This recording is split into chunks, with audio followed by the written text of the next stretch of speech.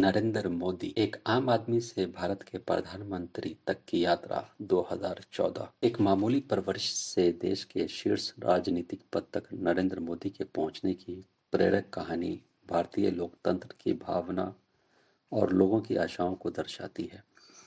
यह कथा नरेंद्र मोदी के जन्म से लेकर 2014 में भारत के 14वें प्रधानमंत्री के रूप में उनके चुनाव तक के जीवन का वर्णन करती है, जिसमें उन महत्वपूर्ण मोड़ों, कठिनाइयों और जीतों का उल्लेख किया गया है जिन्होंने उनके अविश्वसनीय मार्ग को आकार दिया। गुजरात भारत का वडनगर एक छोटा सा गांव है जहां नरेंद्र मोदी का जन्म 17 सितंबर 1950 को हुआ था। वह कम परिस्थितियों और साधारण परिवेश में बड़े हुए। एक किराना व्यापारी परिवार में गोद लिए गए युवा नरेंद्र ने वडनगर रेलवे स्टेशन पर चाय बेचने में अपने पिता दामोदर दास मोदी की मदद की।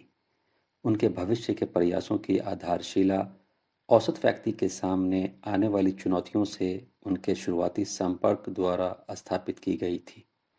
मोदी ने अपने शैक्षिक करियर की शुरुआत वडनगर के पड़ोस के स्कूल से की और आगे की पढ़ाई पूरी करने के लिए दिल्ली विश्वविद्यालय चले गए। लेकिन आध्यात्मिकता की इच्छा उन्हें राष्ट्रवादी राष्ट्रीय स्वयंसेवक संघ आरएसएस के संपर्क में ले आया।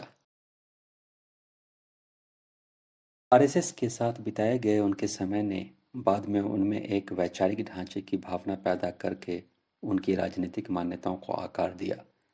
1987 में जब नरेंद्र मोदी भारतीय जनता पार्टी में शामिल हुए तो उन्होंने सक्रिय राजनीति में अपना पहला कदम रखा।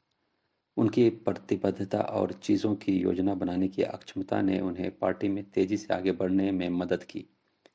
कई राज्य स्तरीय अभियानों में मोदी ने महत्वपूर्ण भूमिका निभाकर अपने नेतृत्व कौशल का प्रदर्शन किया। वह लगातार राजनीतिक सीढ़ियां चढ़ते गए। पार्टी के उद्देश्य के प्रति उनकी प्रतिबद्धता को नजरअंदाज नहीं किया गया। नरेंद्र मोदी ने 2001 में गुजरात के मुख्यमंत्री का पद संभाला।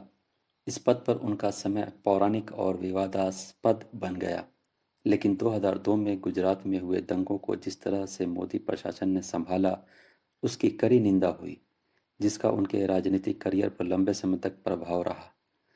नरेंद्र मोदी के राजनीतिक करियर में एक और महत्वपूर्ण मोड़ 2014 में आया। मोदी के निर्देशन में भाजपा आर्थिक विकास, जिम्मेदार प्रशासन और न्यू इंडिया के मंच पर सामान्य कार्यालय के लिए दौड़ी। कई मतदाता मोदी के करिश्मे, प्रेरक वक्तृत्व और क्रांतिकारी परिवर्तन के वादों से प्रभावित हुए। 26 मई 2014 को भाजपा द्वारा लोकसभा में 282 सीटों के साथ ऐतिहासिक जनादेश हासिल करने के बाद नरेंद्र मोदी ने भारत के 14वें प्रधानमंत्री के रूप में पद की शपथ ली। प्रधानमंत्री के रूप में नरेंद्र मोदी ने शासन में कई महत्वपूर्ण नीतिगत पहल जैसे स्वच्छ भारत अभियान ने स्वच्छता और स्वच्छता पर ध्यान केंद्रित किया। मेक इन इंडिया अभियान ने विनिर्माण को बढ़ाने की मांग की और 2016 के विमुद्रीकरण प्रयास ने भ्रष्टाचार और काले धन से निपटने की मांग की। 2017 में वस्तु एवं सेवा कर जीएसटी की शुरुआत के साथ भारत की जटिल कर प्रणाली को सरल बनाने का इरादा था।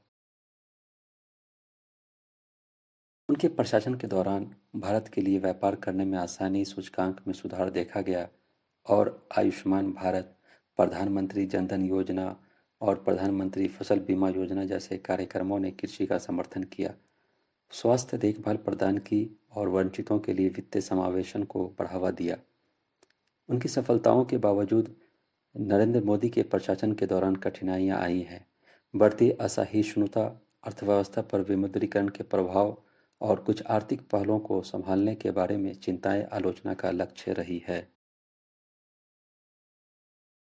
इसके अलावा प्रशासन को लगातार कोविड-19 महामारी, आर्थिक मंदी और सीमा तनाव सहित कठिन समस्याओं से निपटने में कठिनाई हुई है। यह सर्वविदित है कि नरेंद्र मोदी एक संयमित निजी जीवन जीते हैं। जब उन्होंने जशोदाबेन नरेंद्र भाई मोदी से शादी की, तब वह छोटे थे, लेकिन दोनों लंबे समय से अलग रह रहे हैं।